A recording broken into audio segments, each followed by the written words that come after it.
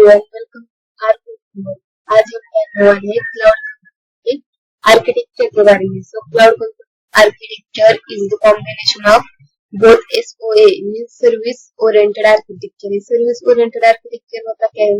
हमने जो पहले सर्विसेज देखी है, infrastructure as a services, software as a services and platform as a services. ये डिफरेंट टाइप की सर्विसेज जो रहती है वो सारे हमारे SOA सर्विस ओरिएंटेड आर्किटेक्चर में इंक्लूडेड रहती है.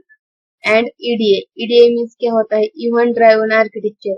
अब इवेंट ड्राइवन आर्किटेक्चर का मीनिंग हम जानेंगे. Event driven architecture is a software design approach where system components communicate by producing and responding to events such as user actions or system state changes. जो भी user के action होते हैं या फिर सिस्टम डिफरेंट टाइप के जो state होते हैं वो वन बाय वन कैसे चेंज होते हैं उसके बारे में जो इन्फॉर्मेशन रहती है वो हमें इवेंट ड्राइवन आर्किटेक्चर से पता चल जाती है. सो ये आर्किटेक्चर में इंक्लूडेड क्या क्या होता है? सो इस आर्किटेक्चर में क्या क्या इंक्लूडेड रहता है? Client infrastructure, application, service, runtime cloud, storage, infrastructure, management and security. All of these are components of cloud computing architecture. The cloud computing architecture is divided into two parts, that is front end and back end. Is connected with the help of internet. अब यही सारी चीज हम with the help of diagram जानेंगे. क्या cloud computing architecture is divided into two parts, front end and back end.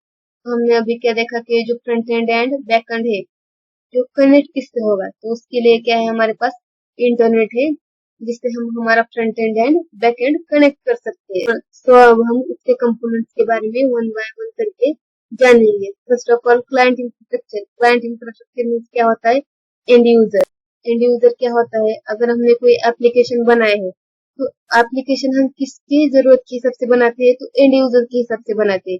अगर कोई हमने एप्लीकेशन बनाया है, हम कहते हैं हमने उसे 100% कंप्लीट किया है या फिर सारी यूजर की एक्सपेक्टेशन है उसे कंप्लीट किया है, तो हमें पता कैसे चल जाएगा जो हमारा एप्लीकेशन में 100% कंप्लीट हुआ है कि नहीं? हम क्या करेंगे? उसे यूजर के पास भेजेंगे उस एप्लीकेशन को. अगर यूजर की सारी जो भी रिक्वेस्ट होती है वो सेटिस्फाई हुई होगी तभी हम कहेंगे वो एप्लीकेशन 100% कंप्लीट हुआ है. तो क्लाइंट इंफ्रास्ट्रक्चर क्या होता है? फॉर एग्जाम्पल डिफरेंट टाइप के आप ऐप यूज करते हैं, जो भी आपको दिखाई देता है उसका front end graphical user interface, इसे क्या कहते हैं हम? Client infrastructure. नेक्स्ट क्या है हमारा? इंटरनेट. अब इंटरनेट होता क्या है? जो इंटरनेट डिफरेंट टाइप का नेटवर्क रिलेटेड थिंग्स होता है वो सारे इंटरनेट में आते हैं. जो इंटरनेट बेसिकली करता क्या है? फ्रंट एंड को बैक एंड से कनेक्ट करता है. इसे हम सिंपल लैंग्वेज में क्या कहेंगे? सॉफ्टवेयर को हार्डवेयर के साथ कनेक्ट करता है, उसे हम इंटरनेट कहते हैं. सो इंटरनेट के बाद हमारा क्या है? नेक्स्ट पार्ट आर्किटेक्चर का back and. First of all क्या है हमारा? मैनेजमेंट. अब मैनेजमेंट में होता क्या है? आपने कोई अगर एप्लीकेशन बनाने का सोचा है उसके लिए आपको कौन सा हार्डवेयर लगेगा, सॉफ्टवेयर लगेगा, आप कौन सा सर्वर यूज करेंगे या फिर कौन सा रन टाइम प्लेटफॉर्म यूज करेंगे, ये चीज जो कुछ बेसिक मैनेजमेंट होता है वो सारा हमारे मैनेजमेंट में आता है. नेक्स्ट क्या है हमारा? इंफ्रास्ट्रक्चर. अब इंफ्रास्ट्रक्चर मीन्स क्या है? अगर आपने कोई एप्लीकेशन या सॉफ्टवेयर बनाना चाहते हैं उसके लिए किस टाइप का हार्डवेयर लगेगा, कौन कौन सा हार्डवेयर लगेगा, ये सारी चीजें हमारी इंफ्रास्ट्रक्चर में आती है. नेक्स्ट क्या है हमारा? स्टोरेज. स्टोरेज मीन्स होता क्या है?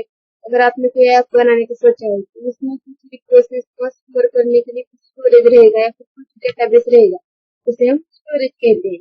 नेक्स्ट क्या है हमारा? Cloud run time. Cloud run time में क्या होता है? जो भी run time platform operating system रहेगी, प्रोसेसर रहेगा या फिर डिफरेंट टाइप के सॉफ्टवेयर रिलेटेड थिंग्स हमारे एप्लीकेशन के लिए जरूर रहेंगे वो सारे हमें क्लाउड रन टाइम प्रोवाइड करते हैं. अब इसे हम क्लाउड रन टाइम क्यों कह रहे हैं? ये हम नॉर्मल रन टाइम एनवायरमेंट भी कहते हैं लेकिन ये सारी चीजें हमें क्लाउड प्रोवाइड करता है इसलिए हम उसे क्लाउड रन टाइम कहेंगे. नेक्स्ट क्या है हमारा? सर्विसेज. सर्विसेज बहुत सिंपल है जो हमने पीछे वीडियो में भी किए थे. Infrastructure as a services, platform as a services and software as a services. Different type की जो सर्विसेज रहती है जो हमें क्लाउड प्रोवाइड करता है उसे हम कहेंगे सर्विसेज. नेक्स्ट क्या है हमारा? एप्लीकेशन. अब एप्लीकेशन में क्या होता है? ये सारी चीजें डिस्कस करने के बाद जो हमने कुछ बनाए हैं सॉफ्टवेयर यूजर को यूज करने के लिए उसे हम क्या कहेंगे? एप्लीकेशन. ये सारी चीजें के बाद जो भी यूजर के लिए सबसे बड़ा इंपॉर्टेंट पॉइंट क्या रहता है? वो रहता है सिक्योरिटी. किस एप्लीकेशन में उसे 100% सिक्योरिटी मिलेगी, वही एप्लीकेशन वो यूज करेगा। तो security is the most important term in any application. So cloud का आर्किटेक्चर 2 पार्ट्स में डिवाइड है, basically front end and back and, और इसे कनेक्ट करने का काम करता है कौन है, हमारा इंटरनेट। तो होप सो ये वीडियो सबको समझ में आया होगा। अगर हेल्पफुल लगे तो लाइक शेयर एंड सब्सक्राइब।